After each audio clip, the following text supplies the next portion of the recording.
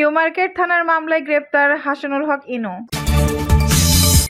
শেখ হাসিনাকে দেশে ফিরিয়ে বিচার করা উচিত, পিটিআইয়ের সঙ্গে সাক্ষাৎকারে জিএম কাদের। এদিকে ফারাক্কার 109 গেট খুলে দিয়েছে ভারত।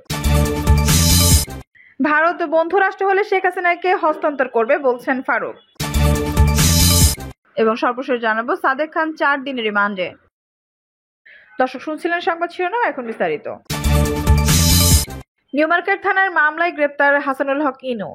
জাতীয় সমাজতান্ত্রিক দলের জাসদ সভাপতি সাবেক তথ্যমন্ত্রী হাসানুল হক ইনুকে গ্রেপ্তার করেছে ঢাকা মহানগর পুলিশ। রাজধানী নিউমার্কেট থানার একটি মামলায় তাকে গ্রেপ্তার করা হয়েছে। ডিএমপির মিডিয়া অ্যান্ড পাবলিক রিপাবলিকেশনে বিভাগের অতিরিক্ত উপকমিশনার মোহাম্মদ ওবায়দুর রহমান বিষয়টি নিশ্চিত করেছেন। তিনি জানান, সোমবার রাজধানীর উত্তরা থেকে তাকে গ্রেপ্তার করে ঢাকা মহানগর পুলিশ। ডিএমপি গত 5 আগস্ট আওয়ামী লীগ সরকার পতনের পর সারা দেশের বিভিন্ন জায়গায় ইনুর বিরুদ্ধে একাধিক মামলা হয়েছে। হাসানুল হক ইনু আওয়ামী লীগ নেতৃত্বাধীন রাজনৈতিক জোট কেন্দ্রীয় 14 দলের অন্যতম গুরুত্বপূর্ণ নেতা। এর আগে গত 22 আগস্ট কেন্দ্রীয় 14 দলের আরেক গুরুত্বপূর্ণ নেতা বাংলাদেশের ওয়ার্কার্স পার্টির সভাপতি রাশেদ খান মেননও গ্রেপ্তার হন। সরকার পতনের পর শেখ হাসিনা সহ সাবেক মন্ত্রী, প্রতিমন্ত্রী ও আওয়ামী লীগ নেতাকর্মীদের নামে বেশ কয়েকটি হত্যা মামলা হয়েছে। ভারত বন্ধু রাষ্ট্র হলে শেখ হাসিনাকে হস্তান্তর করবে বলছেন ফারুক। বিএনপি চেয়ারপারসন উপদেষ্টা ও সাবেক বিরোধী দলীয় চিফ হুইপ জয়নুল আবেদিন ফারুক বলেছেন, শেখ হাসিনার নির্দেশে দেশের অসংখ্য ছাত্র জনতাকে হত্যা করা হয়েছে। বাংলার মাটিতে আপনাকে শেখ হাসিনা বিচারের কাঠগড়ায় দাঁড়াতে হবে। ভারত যদি বন্ধু রাষ্ট্রীয় হয়, অনতিবিলম্বে শেখ হাসিনাকে বাংলাদেশে হস্তান্তর করবে। শেখ হাসিনার উদ্দেশ্যে ফারুক বলেন, এত সুখ আপনার থাকবে না, যত শান্তিতেই ভারত থাকেন না কেন, বাংলাদেশের জনগণ আপনাকে আনবে এবং বিচার করবে। আপনি বিএনপির অসংখ্য নেতাকে গুম করেছেন, আপনার বাহিনী দিয়ে দেশের অসংখ্য জনগণ ও ছাত্রদেরকে হত্যা করেছেন। মামলা কবে শুরু হয়েছে? আরো মামলা হবে। বাংলার মাটিতে আপনাকে বিচার কাঠগড়ায় দাঁড়াতে হবে। ভারত সরকারের উদ্দেশ্যে তিনি বলেন, ভারত যদি আমাদের বন্ধু রাষ্ট্র হয়, মোদী সরকারের কাছে অনুরোধ করব অনতিবিলম্বে শেখ হাসিনাকে বাংলাদেশে হস্তান্তর করুন। ফারুক বলেন, শেখ হাসিনার প্রেতাত্মারা বাংলাদেশে নতুন করে সমস্যা সৃষ্টি করতে পারে, তার জন্য জাতীয়তাবাদী শক্তি সবাইকে সজাগ থাকতে হবে। আনসারদের উদ্দেশ্যে বিএনপির নেতা বলেন, গত 16 বছরে আপনাদের দাবি কোথায় ছিল? ডক্টর ইউনূস ক্ষমতায় বসার পরপরই আপনাদের দাবির মধ্য থেকে গুলি আসে কেন? কারা এরা? আপনাদের গায়ে নতুন জামা কেন? কারা অর্থ দিয়েছে? এসব তদন্তে বের হবে। তিনি বলেন, বাংলার মাটিতে শেখ হাসিনার বিচার দেখে যেতে না পারলে মুক্তিযোদ্ধা হিসেবে আমার সার্থকতা আসবে না। তিনি বলেন, অন্তর্বর্তীকালীন সরকার ক্ষমতায় বসছে মাত্র 21 দিন, এর মধ্যে ঢাকা শহরটাই যেন দাবির ভূমি পরিণত হয়েছে। এই লোক ইউনূস মাত্র বসেছে, এখনো শেখ হাসিনার জঞ্জাল মুক্ত করতে পারেনি। কালপিটি ইউএপি চেয়ারম্যানের বরখাস্ত করার সময় পাচ্ছে না, একটু সময় তো তাকে দিতে হবে।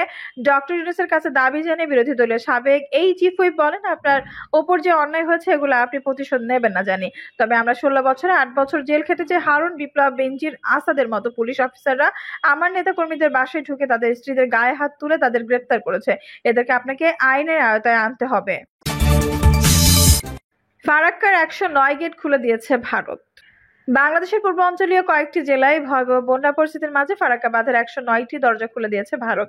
প্রবল বৃষ্টির কারণে দেশটির বিহার ও ঝাড়খণ্ড রাজ্যে বন্যা ও পানির চাপ বৃদ্ধি পাওয়ায় সোমবার এই বাঁধ খুলে দেওয়া হয়েছে। এর ফলে ভারতের পশ্চিমবঙ্গ প্রদেশের মুর্শিদাবাদ সহ বাংলাদেশের বিস্তীর্ণ অঞ্চলে বন্যা দেখা দিতে পারে বলে আশঙ্কা করা হচ্ছে। প্রবল বৃষ্টিপাতের কারণে বৃষ্টি হওয়া, বন্যা পরিস্থিতি ও ভূমিধসের বিষয়ে বাংলাদেশকে আগেই তথ্য জানিয়ে দেওয়া হচ্ছে বলে দাবি করেছে ভারত। ফারাক্কা বাঁধ প্রকল্পে সূত্রে বরাবর থেকে দেশটির সংবাদ মাধ্যম নিউজ 18 বলছে, বিহার ও ঝাড়খণ্ডে বিপুল বৃষ্টি হওয়ায় ফারাক্কা বাঁধ প্রকল্পের জলস্তর বৃদ্ধি পেয়েছে, যে কারণে পানির চাপ সামলাতে ফারাক্কা বাঁধের সব দরজা খুলে দেওয়া হয়েছে। ফলে একদিনে বাংলাদেশে 11 লাখ কিউসেক পানি প্রবেশ করবে। প্রতিবেদনে বলা হয়েছে, প্রকল্পে যে পরিমাণ পানি আসছে সেই পরিমাণ পানি ছাড়া হয়েছে। ফারাক্কা বাঁধ এলাকায় পানি বিপদ সীমার 77.34 মিটার উপর দিয়ে প্রবাহিত হচ্ছে। ফারাক্কা বাঁধে পানির অতিরিক্ত চাপ তৈরি হয়েছে। ধারণ ক্ষমতা যে পানি বেশি হয় তা ছাড়তে বাধ্য হয়েছে কর্তৃপক্ষ। কর্মকর্তারা বলছেন, পানি না ছাড়লে ফারাক্কা বাঁধ ক্ষতিগ্রস্ত হওয়ার আশঙ্কা রয়েছে। দেশটির ওই সংবাদ মাধ্যম বলছে, ফারাক্কা বাঁধ প্রকল্পের পানি বিপদসীমা অতিক্রম করায় দৈনন্দিন পানি ছাড়ার পরিমাণ বাড়ছে। এদিকে এই পানি ছাড়ার ফলে গঙ্গা থেকে পানি ঢুকছে পশ্চিমবঙ্গের বিভিন্ন এলাকায়। বন্যার আশঙ্কা তৈরি হয়েছে মুর্শিদাবাদ জেলায়। বিহার, ঝাড়খণ্ড সহ গঙ্গার উচ্চ অববাহিকায় ব্যাপক বৃষ্টিপাত হওয়ায় গঙ্গায় হু হু করে পানি বাড়ছে। ফারাক্কা বাঁধ কর্তৃপক্ষ বলছে, প্রতিবেশী 2 রাজ্য বিহার, ঝাড়খণ্ডে বন্যা দেখা যাওয়ায় ফারাক্কা বাঁধে পানির চাপ রয়েছে, তবে নেপালের পাহাড় থেকে এখনো কোনো পানি নেমে আসার কিছুটা স্বস্তি রয়েছে।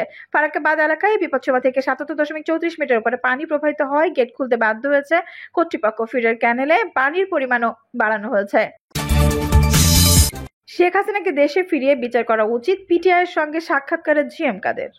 বাংলাদেশের বন্যা পরিস্থিতির জন্য যারা ভারতকে দায়ী করছেন তাদের ভাষ্যকে ভুল বয়ান উল্লেখ করে তা প্রত্যাখ্যান করেছেন জাতীয় পার্টি জাপা চেয়ারম্যান গোলাম মোহাম্মদ কাদের। বিদ্যমান ভারত বিরোধী মনোভাবকে কাজে লাগিয়ে প্রকৃতপক্ষে দুর্যোগের জন্য নয়াদিল্লিকে ভুলভাবে দায়ী করা হচ্ছে। একই সঙ্গে তিনি ক্ষমতাচ্যুত প্রধানমন্ত্রী শেখ হাসিনাকে বাংলাদেশে ফিরিয়ে এনে বিচার করা উচিত বলে জানিয়েছে জিএম কাদের। বাংলাদেশের সদ্য বিপুল জাতীয় সংসদের বিরোধী দলীয় নেতা ছিলেন জিএম কাদের। সরকারি চাকরিতে বিতর্কিত কোটা পদ্ধতির সংস্কার দাবিতে শিক্ষার্থীদের আন্দোলনে ব্যাপক প্রাণহানি ঘটে। এক পর্যায়ে তার সরকার বিরোধী আন্দোলনের রূপ নেয়। আন্দোলনের মুখে প্রধানমন্ত্রীর পদ থেকে শেখ হাসিনা পদত্যাগ করে দেশ ছেড়ে পালিয়ে ভারতে যান। পরদিন 6 আগস্ট জাতীয় সংসদ বিলুপ্ত করা হয়। জিএম কাদের জোর দিয়ে বলেন শেখ হাসিনাকে ভারত থেকে প্রত্যর্পণ করা উচিত। শেখ হাসিনার শাসন আমলে তার সরকারের মাধ্যমে সংঘটিত সব অপরাধের জন্য বাংলাদেশের আদালতে বিচার হওয়া উচিত। ভারতের বার্তা সংস্থা পিটিআইকে দেওয়া এক সাক্ষাৎকারে বাংলাদেশের সাবেক এই মন্ত্রী বলেন উভয় দেশের জনগণ যখন সুসম্পর্ক চায় তখন একটি দেশের সর্বোচ্চ প্রভুসুলভ আচরণ বন্ধ করাটা গুরুত্বপূর্ণ। এর পরিবর্তে একে অপরকে সমান অংশীদার হিসেবে বিবেচনা করা জরুরি। বাংলাদেশে ভারত খেদাও প্রচারণার ব্যাপারে জিএম কাদের বলেন এই বিদ্বেষে ভারতের বিরুদ্ধে নয়, বরং বাংলাদেশে একটি স্বৈরাচারী শাসনের সূচনা ও অপশাসনের অনেক অভিযোগ থাকা সত্ত্বেও দেশটির একটি নির্দিষ্ট রাজনৈতিক ও তার নেত্রী দল শেখ হাসিনা ভারতের প্রশ্নাতীত সমর্থনের নীতির বিরুদ্ধে এই বিদ্বেষ। ৭৬ বছর বয়সী এই রাজনীতিবিদ বলেন বাংলাদেশে বন্যার জন্য ভারতকে দায়ী করা ঠিক নয়, এটি একটি ভুল ভাষ্য। বন্যা বা কোনো প্রাকৃতিক দুর্যোগের জন্য আপনি কিভাবে কাউকে দোষ দিতে পারেন? নিচু এলাকার পানি প্রবাহিত হবে, এটাই স্বাভাবিক। আমরা যে সমস্যার মোকাবেলা করছি সেটি হচ্ছে ভারত থেকে পানি কম ছাড়া। কিন্তু বর্ষাকালে যদি পানি না ছাড়া হয় তাহলে সেখানে অবস্থিত বাঁধগুলো ভেঙে যেতে পারে, অনেক বড় আকারের বিপর্যয় ঘটতে পারে। জিএম কাদের বলেন ভারত থেকে আগাম সতর্কতা থাকলে ভালো হতো, যাতে আমরা প্রস্তুতি নেওয়ার সময় পেতাম। বাংলাদেশে বন্যার জন্য ভারতকে দায়ী করে ঢাকা থেকে প্রকাশিত বিভিন্ন প্রতিবেদনের প্রেক্ষাপটে এমন মন্তব্য করেন জিএম কাদের। বদ্বীপ অঞ্চল বাংলাদেশ ও উজানে ভারতীয় অঞ্চলে মৌসুমী বৃষ্টিপাতের কারণে বন্যা দেখা দিয়েছে, ফলে বেশ কিছু লোক মারা গেছে। বাংলাদেশে প্রায় ৩০ লাখ মানুষ ক্ষতিগ্রস্ত হয়েছে। এই বিষয়টি বাংলাদেশে একটি রাজনৈতিক পট পরিবর্তনের মধ্য দিয়ে নতুন গঠিত অন্তর্বর্তী সরকারের জন্য একটি বড় প্রশাসনিক চ্যালেঞ্জ তৈরি করেছে। ত্রিপুরায় গোমতী নদীর বাঁধ খুলে দেওয়ার কারণে বাংলাদেশের কিছু অংশে বর্তমান বন্যা পরিস্থিতি সৃষ্টি হয়েছে বলে যেসব খবর আসছে সেগুলোকে গত বৃহস্পতিবার ভুল প্রতিবেদন হিসেবে দাবি করেছে ভারত। নয়াদিল্লিতে ভারতের পররাষ্ট্র মন্ত্রণালয় বলছে দুই দেশের অভিন্ন নদীর বন্যা উভয় দেশের জন্য একটি অভিন্ন সমস্যা, যা উভয় দেশের মানুষকে প্রভাবিত করে। এই সমস্যা সমাধানে উভয় দেশের ঘনিষ্ঠ পারস্পরিক সহযোগিতা প্রয়োজন। জিএম কাদের বলেন যারা পরিস্থিতি বোঝেন না এবং বর্তমান ভারত বিরোধী মনোভাব ব্যবহার করছেন তারা মানুষকে বিভ্রান্ত করার চেষ্টা করছেন। স্বাভাবিকভাবেই পানি উচ্চতা থেকে নদীর দিকে প্রবাহিত হবে। যদি বাঁধ থেকে অতিরিক্ত পানি ছাড়া না হয় তাহলে বাঁধগুলো ভেঙে যেতে পারে, বড় ধরনের বিপর্যয় ঘটতে পারে। বাংলাদেশের ওপর দিয়ে ২০০টির বেশি নদী প্রবাহিত হচ্ছে। বাংলাদেশে ভারতের মধ্যকার অভিন্ন নদী ৫৪টি। ভারত বাংলাদেশের সমন্বয়ে পরীক্ষিত বন্ধু হওয়া সত্ত্বেও দেশটিতে ভারত বিরোধী মনোভাব বৃদ্ধির বিষয়ে করা এক প্রশ্নের জবাবে জিএম কাদের বলেন ভারত বিরোধী মনোভাব ভারতের জনগণের বিরুদ্ধে নয়, নীতি নির্ধারকদের বিরুদ্ধে, খুব ভারতীয় জনগণের বিরুদ্ধে নয়। এখানে এখনো এমন মানুষ আছেন যারা মানুষে মানুষে ভালো সম্পর্ক চান। জিএম কাদের বলেন কিন্তু সমস্যা হলে ভারত আওয়ামী লীগকে তার সব ত্রুটি বিচ্যুতি, দুঃশাসন, সুষ্ঠু নির্বাচনের অভাব ও দুর্নীতি সত্ত্বেও এতটাই সমর্থন করেছিল যে ভারতীয় এস্টাবলিশমেন্টকে এখন আওয়ামী লীগের সমর্থক হিসেবে দেখা হচ্ছে, আর সেই কারণে মানুষ ক্ষুব্ধ।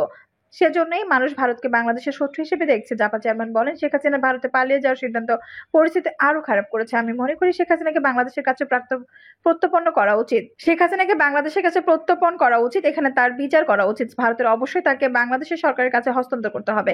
বাংলাদেশের অন্তর্বর্তী সরকার ক্ষমতাচ্যুত প্রধানমন্ত্রী শেখ হাসিনা সহ তার সাবেক মন্ত্রিসভার সদস্যদের কূটনৈতিক পাসপোর্ট বাতিল করেছে। ভারত বাংলাদেশের দ্বিপাক্ষিক সম্পর্কের ভবিষ্যৎ সম্পর্কে কথা বলতে গিয়ে জিএম কাদের বলেন উভয় দেশের একে অপরের প্রয়োজন। আওয়ামী লীগ সরকারের পতনের পর এখন একটি নতুন ও ইতিবাচক দৃষ্টিভঙ্গি গ্রহণ করতে হবে। জাপা চেয়ারম্যান বলেন আওয়ামী লীগ এখন অতীত, আমাদের সামনে তাকাতে হবে। উভয় দেশকে বসতে হবে, দ্বিপাক্ষিক সম্পর্ক উন্নয়নের উপায় পূর্ণ বিবেচনা করতে হবে। যাই হোক, দুই দেশের মধ্যে সম্পর্কের ক্ষেত্রে উভয়কে সমান হিসেবে বিবেচনা করা উচিত এবং ভারতকে যে কোনো ধরনের বড় ভাই সুলভ মনোভাব এড়ানো উচিত।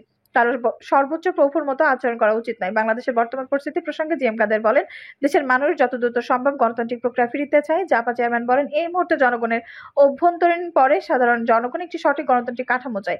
কয়েক দশক ধরে জনগণের ভোটে সরকার গঠন করা হলেও সেসব সরকার কখনো জনগণের জন্য কাজ করেনি। কোনো একক রাজনৈতিক দল বা ব্যক্তির খুব শক্তিশালী হওয়া রুখতে শুধু সরকারি কাঠামোতেই নয়, সংবিধানও সংস্কার আনার আহ্বান জানান জিএম কাদের। জিএম কাদের বলেন অতীতের আমরা দেখেছি দলগুলো ক্ষমতায় আসার পর স্বাধীন প্রতিষ্ঠানগুলোকে দুর্বল করে স্বৈরাচারী শাসকে পরিণত হয়েছে। এটা হওয়া উচিত নয়। প্রয়োজনে এই প্রবণতা বন্ধ করতে আমাদের সংবিধান সংস্কার করা উচিত। দর্শক, এই ছিল এখনকার সর্বশেষ সংবাদ। নিউজটি ভালো লাগলে অবশ্যই একটা লাইক দিন, কমেন্টে আপনার মূল্যবান মতামত জানান। সবসময় আমাদের পাশে থাকতে সাবস্ক্রাইব করে বেল বাটনটি অন করে রাখুন। ধন্যবাদ।